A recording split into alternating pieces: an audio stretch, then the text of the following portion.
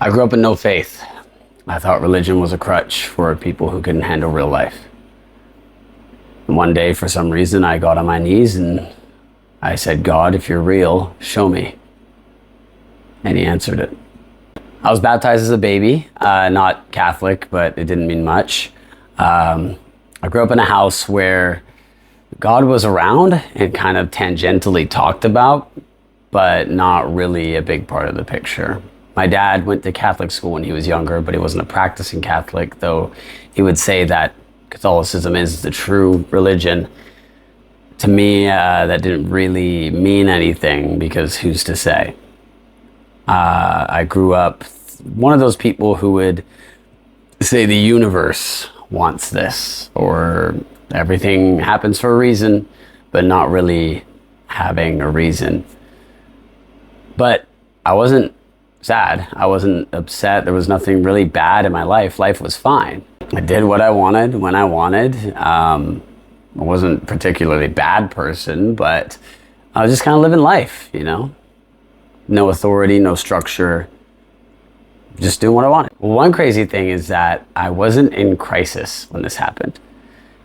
I wasn't particularly sad. Life wasn't bad.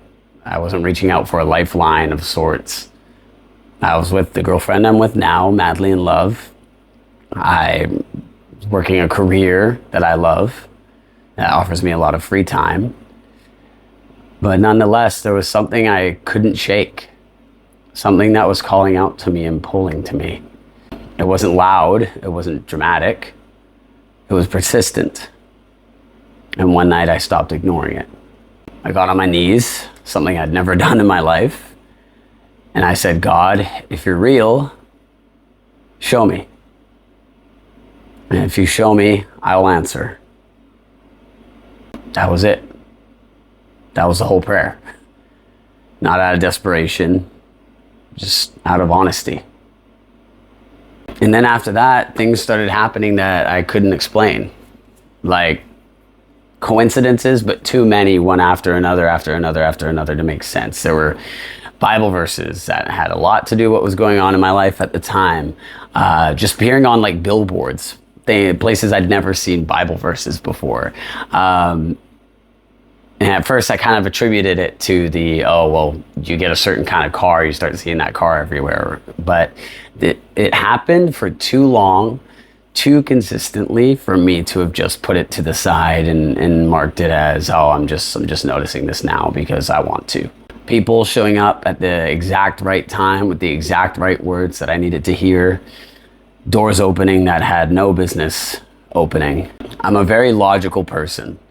I don't get into the supernatural a lot. I'm not a superstitious guy. I'm logical almost to a fault, to where I feel like I can come off cold at times.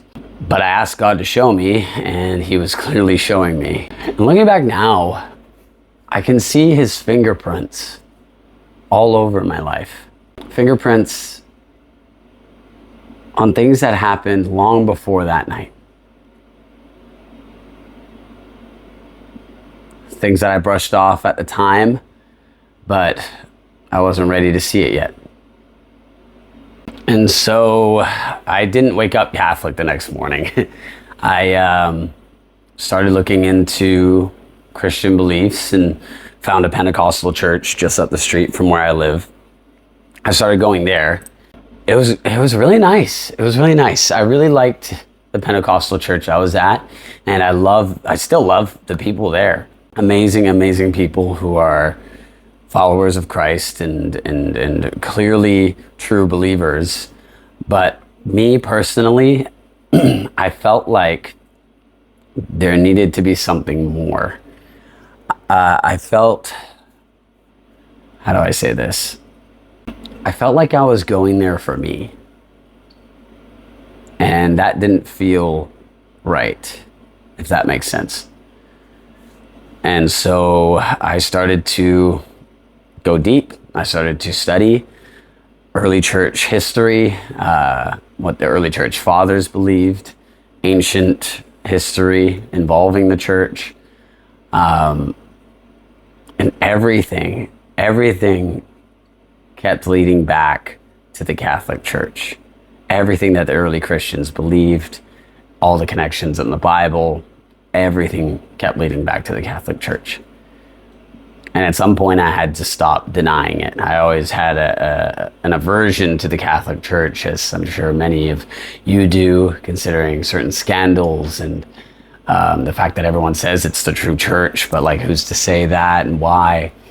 And so I looked for answers to those questions, and it became undeniable. So I called my dad and I told him something he probably wanted to hear for a very long time, which was that I was going to go to the Catholic Church and attend a mass, and not just a Catholic Church, but the Catholic Church attached to the Catholic school that he went to when he was just a boy. And so that kind of began the journey there. And keep in mind, I wasn't reading like Catholic apologetics. I was reading Ignatius. I was reading Justin Martyr. I was reading Irenaeus, all these early church fathers, and reading what they believed, not just some Catholic apologetics books. I read Frank Turek. I do not have a bias on who I read from, but when it came to what the early church fathers believed and what the early Christians believed, I wanted to read the early Christians. And so that's what I did. So keep that in mind. It's not like I was getting influenced by Catholic apologetics. That's not the case. I was led here by evidence and testimony of the earliest Christians and what they believed. The Eucharist was real to them. It was the true presence of the body and blood, soul and divinity of Jesus Christ. It wasn't just a symbol. For 1,500 years, no Christian believed that it was just a symbol. Apostolic succession was real. A visible leading church was real to them. It wasn't just, oh, we just, do what we feel like, feels right.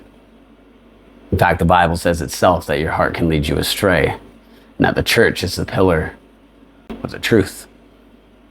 So, fast forward about 6 months, and I was confirmed in my dad's old Catholic church, a place I had no history in. There was no nostalgia there. It's not like I was going back to my childhood church or anything like that. I had no childhood memories attached to this place. I chose this church because that's where the evidence led. I knelt at the altar as a grown man who had fought his way there through study, through prayer, through doubt, through years of honest searching. And I received the Eucharist for the first time. Same Eucharist that the earliest Christians received. The same Eucharist that the apostles received. The same Eucharist my dad received. The same sacrifice at the same table of the final supper. I'm making this video because I want to start talking about my faith more. And not only Catholicism, but Catholic masculinity in general. For men who are searching, who have faith, who don't, men who are Catholic but have never really owned it, more cultural Catholic. And we're going to talk about what it actually means to be Catholic men, not passive, not this Jesus was a hippie stuff that is only originated in modern times, not just showing up on Christmas and Easter to Mass, but every Sunday, every day if possible. A man who leads, a man who sacrifices, a man who takes his faith as seriously as everything else in his life, anything he cares about at least. I know a lot of my friends, they might not like that this is where I've headed. You might have seen my stories over the last little bit and noticed a for sure change. And if you're not ready for this stuff, that's okay. I love you and I'll pray for you and I hope to see you again.